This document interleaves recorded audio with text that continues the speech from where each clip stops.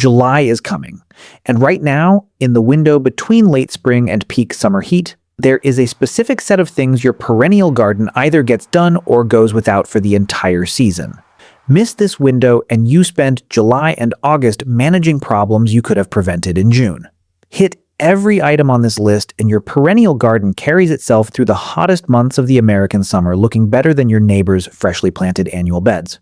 Most gardening content tells you to deadhead your flowers and call it a season. That is 10% of what your perennial garden needs right now. Today I am giving you the other 90%. The tasks that determine whether your garden thrives through July and August, or declines, develops disease, and stops blooming at the exact moment summer is supposed to be peak season. Drop your US state or USDA zone in the comments right now. Every task on this list applies differently depending on where you are in the country and how far along your perennials are right now. I read every single one. Let's go. Task 1. Deadhead everything that has finished its first bloom, but not the way most gardeners do it. Deadheading is the most talked about pre-summer perennial task, and the most consistently misunderstood one. Most gardeners snap off the spent flower head and move on. That removes the visual mess but leaves the seed stem in place. And that stem is still pulling energy from the plant towards seed production rather than toward the new flower buds already developing below it. The correct deadheading technique is to follow the spent flower stem all the way down to the first set of healthy lateral buds or leaves below it and cut there. Not at the flower head, at the next active growing point below the spent bloom. That cut redirects the plant's energy immediately into the lateral buds, accelerating the second flush of bloom that most gardeners never get because they deadheaded incorrectly. Cone flowers. Cut to the next lateral bud. Catmint, shear the entire plant back by half. It looks brutal for 10 days and comes back with a second flush heavier than the first. Black-eyed Susan, deadhead to the next developing stem. Daylilies, snap the individual spent blooms daily, then remove the entire scape when all buds on it have opened and finished. Garden phlox, cut entire spent flower heads back to the next set of leaves to prevent the self-seeding that dilutes your named variety into inferior seedlings within 2 to 3 seasons. The perennials you should not deadhead before July. Leave coneflower seed heads if you want to feed goldfinches through winter. Leave sedum flower heads. They are just beginning to develop and will carry architectural interest through fall and winter. Leave ornamental grasses entirely. They are building the seed plumes that are their entire visual contribution to your fall garden. Tell me in the comments, which perennial in your garden gives you the best second flush after you cut it back? Drop your state and the plant name. I read every single one. Task 2. Cut back the plants that are done for the season and use it to trigger plants you did not know could rebloom. Some perennials do not rebloom. They have one flush of flowers per season, and that is the end of their contribution until next year. Most gardeners leave these plants standing through summer looking increasingly ragged. That is a mistake that costs them visual space, invites disease, and wastes an opportunity. Cut back first flush only perennials, oriental poppies, bleeding heart, bearded iris, all the way to the basal foliage once their bloom has completely finished. Remove the spent stems entirely. What remains is a clean, low mound of foliage that holds its position in the border without becoming the visual liability that a standing dead stem creates in peak summer. Here is what most gardening channels never tell you about cutting back perennials before July. Several plants most gardeners assume are one-flush only performers actually produce a second bloom when cut back hard immediately after their first flush ends. Salvia nemorosa. Cut the entire spent spike mass back by 2/3. A complete second flush arrives within 4 to 6 weeks. Delphinium. Cut the spent spike back to the basal foliage after first bloom, and a second set of spikes emerges by late summer. Catmint, as I already mentioned, is one of the most reliable second flush performers in American perennial gardening when cut back immediately rather than allowed to set seed. The rule is simple: cut back immediately after bloom ends. Do not wait until the plant looks bad. Cut the moment the last flower on the last stem has finished and the plant's energy goes directly into regrowth rather than into seed. If you are not subscribed yet, hit that button right now. This channel releases zone-specific perennial knowledge every single week that most gardening content never covers. Free. 2 seconds. Hit it now. Task 3. Divide every overcrowded perennial before the heat arrives. Overcrowded perennials stop blooming. That is not a general tendency. That is a biological certainty. When a perennial clump grows past its productive root density, the center of the clump dies out. The plant allocates its energy to the outer ring of growth, and bloom production drops dramatically. By the time most gardeners notice their coneflowers or daylilies are blooming less than they used to, the clump has been overcrowded for 2 seasons already. June is one of the 2 best windows in the American gardening year to divide most perennials, the other being early fall. The soil is warm enough to encourage rapid root establishment after division. The worst heat has not yet arrived to stress a freshly divided plant, and the divided plant has the entire remainder of the growing season to establish before winter. Here is the dividing technique most gardening content skips. Do not divide a perennial without watering it deeply the day before. A well-hydrated plant handles division stress dramatically better than a dry one. The root cells are turgid and less prone to desiccation during the hours between division and replanting. Dig the entire clump. Lift it cleanly from the soil. Look at it. A healthy dividable perennial clump has multiple distinct crowns, the point where stems emerge from the root mass. Each division needs at minimum 1 healthy crown with active root mass attached. A crown with no roots attached will not survive. A root mass with no crown attached will not regrow. Crown plus root mass. That is your minimum viable division. Replant immediately. Do not let division sit in sun or wind. Water immediately and deeply after replanting. Mulch the replanted divisions to retain moisture and reduce transplant stress. Expect some wilting in the first 3 to 5 days. This is normal. Established new growth within 2 to 3 weeks confirms a successful division. Perennials that need dividing every 3 to 4 years in most American zones. Daylilies, hostas, coneflowers, black-eyed Susan, bee balm, asters, catmint. Each division from an established clump is a free plant at current nursery prices of $12 to $20 each. A single morning of dividing a mature perennial garden produces $150 to $300 worth of free plants. That is not an exaggeration. That is the math of perennial gardening done correctly. Hit the like button right now. Every like tells YouTube this content is worth showing to American gardeners who are about to spend money at a nursery on plants they already have, growing in overcrowded clumps in their own garden. 1 tap. Task 4.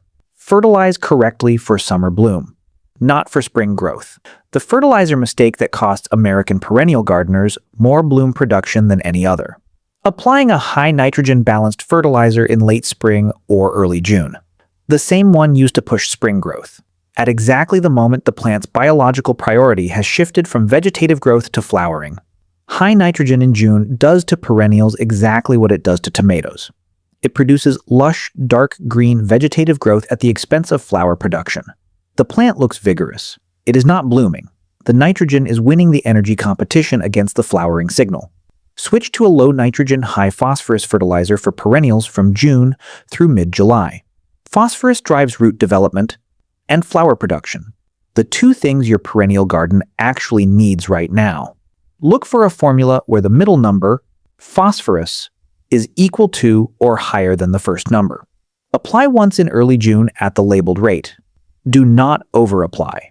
More fertilizer does not produce more bloom. The right fertilizer at the right time produces more bloom.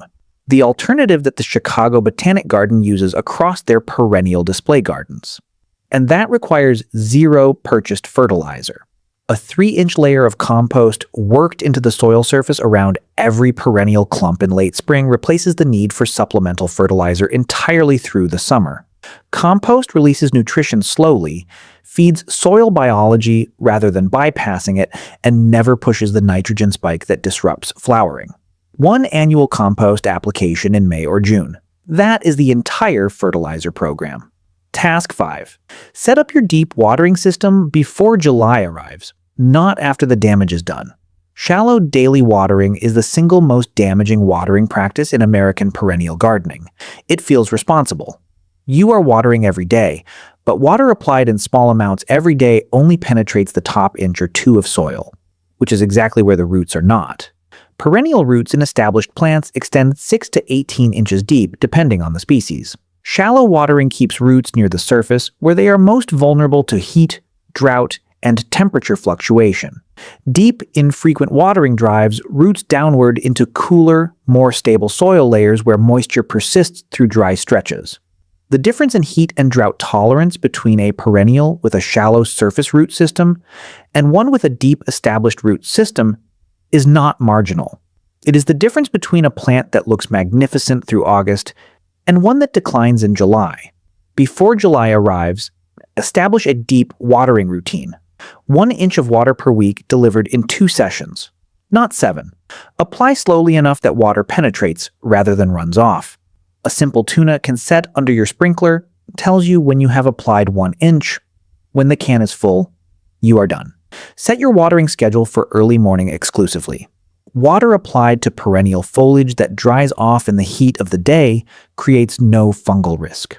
Water applied to foliage in the evening that stays wet through the night creates the warm, moist conditions that powdery mildew, black spot, and botrytis need to establish.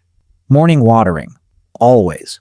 Mulch every perennial bed before July. 4 inches of shredded bark or straw mulch reduces soil surface evaporation by up to 70%. That reduction means your once-weekly deep watering goes twice as far and the soil stays consistently moist between watering events rather than cycling between wet and dangerously dry. Mulch is not a cosmetic addition to a perennial bed. It is a water management tool that makes everything else you do in the garden more effective. Task 6. Inspect for pests and disease now, before the heat accelerates both. The 2-week window before July is the most important pest and disease scouting window in the American perennial gardening calendar. Not because July brings new pests, because the heat of July accelerates the reproduction and spread of every pest and pathogen already present in your garden right now. Aphid populations double every 4 to 5 days under warm conditions. A small aphid colony on the undersides of your catmint leaves in June becomes a full infestation by mid-July that requires significant intervention. The same colony identified now requires 1 application of diluted hydrogen peroxide spray or a strong water blast from the hose to eliminate entirely. Powdery mildew on bee balm and garden phlox begins as faint gray-white patches on the lower leaves in June. Caught now, remove the affected leaves and apply a preventative spray.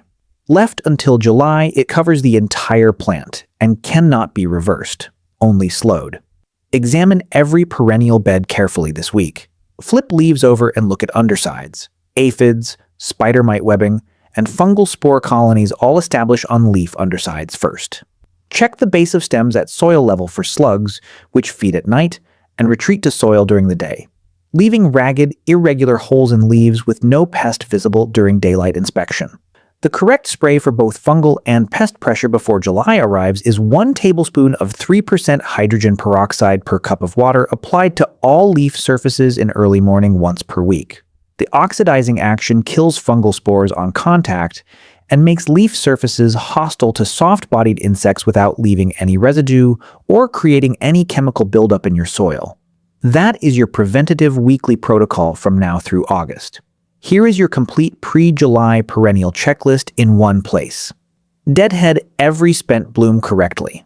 Cut to the next lateral bud, not just the flower head. Cut back first flush only perennials immediately after bloom ends. Shear reblooming perennials like catmint and salvia back by half right now. Divide every clump that has stopped blooming as vigorously as it used to. Switch to low nitrogen, high phosphorus fertilizer, or apply 3 inches of compost. Establish deep, infrequent watering twice per week before July heat arrives. Mulch every bed to 4 inches before the first July heat wave. Scout every plant for pest and disease this week while the problems are still manageable. 8 tasks, 1 pre-July window. The difference between a perennial garden that looks spectacular through August and one that declines by mid-July is almost entirely determined by what you do or do not do in the next 2 to 3 weeks. Subscribe right now if you have not already. Hit the bell. And drop 2 things in the comments before you go. What state or zone are you gardening in? And which of these 6 tasks are you doing this weekend? I read every single comment. Your answers shape the next video directly. July is coming. Your perennial garden is ready if you are.